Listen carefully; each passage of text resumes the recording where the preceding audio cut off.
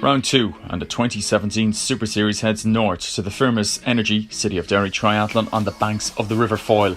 Extra points were on offer for placings in the race, which had the honour of deciding the Sprint Distance National Championships for 2017. Earlier in the morning, more than 200 athletes raced the non-drafting event, where age group medals were contested. James Hoare won the men's race, with Gavin Corey in second and James Cleland third. In the women's non-drafting race, Maeve Marr-McWilliams finished in first place, followed by Jessica Bruton in second and Esther Byan in third. Next up, it was the turn of the men's Super Series race, where British athlete Alistair Rogers moved quickly to the front of the 32-man field, with only Chris Mintern able to stay with the pace he set on the 750-metre swim. This pair opened up a gap of more than 30 seconds on the next quickest swimmer, Kieran Jackson. He in turn had an 18-second lead over James Walton, Con Doherty and Darren Dunn heading into T1.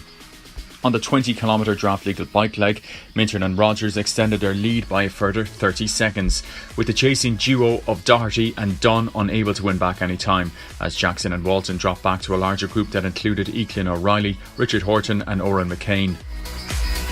Mintern and Rogers arrived into T2 with a comfortable lead, but in the early stages of the run, it became clear that the day was going to belong to Mintern, as his superior run pace distanced Rogers.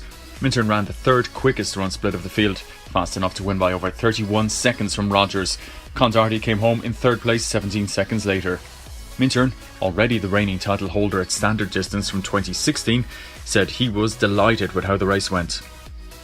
I suppose I was nervous enough in the build up to the race, been away and remote training as well for 3 weeks. There was a lot of talk about Derry, so I'm just glad to have the race over with now at this stage. It was tough field for national championships. There was a lot of names on the start list, so we knew it was going to be a tough race. Tried my best on the swim to hang on to Ali. He's a very strong swimmer, raced him before at Dublin City, and we saw we had a bit of a gap coming out of the swim, so we just worked together as best we could on the bike to try and put in as much time, and then just a case to try and hang on for the run. So happy with that. It's nice to have the name on the cup, so that's I have it on the sprint distance champs, Olympic distance, so I'll have to go back to the last sheep some year now and try and get that one.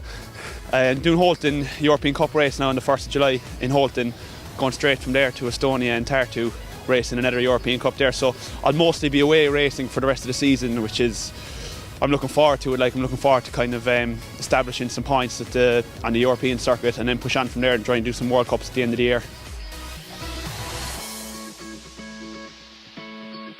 Following the men's race, it was the turn of the women, but this time there was little to separate the leaders at the exit point of the swim, with Erin McConnell first out, followed closely by Gemma Spears, Laura Wiley, Alva Carl, Aoife Faye and Siobhan Gallagher. Out on the bike, Heather Foley put in a very strong performance and moved from the middle of the field to join Wiley and Gallagher as they chased the leaders. But it was Alva Carroll who posted the quickest bike split of the day, and she came into T2 in the lead.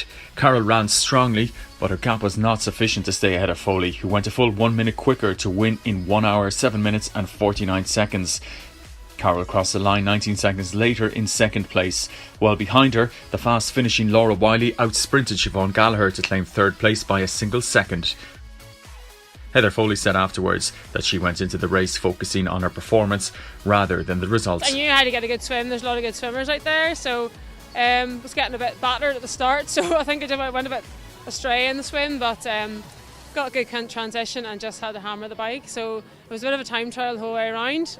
Could see the two girls in front of me, but it was just a matter of just going as hard as could. It's a really tough course. It's a good course, but I knew I had to limit the damage because Alva's running's really come on and she's been really strong this year, so she really has stepped up a level. And the run, it was just hurt really.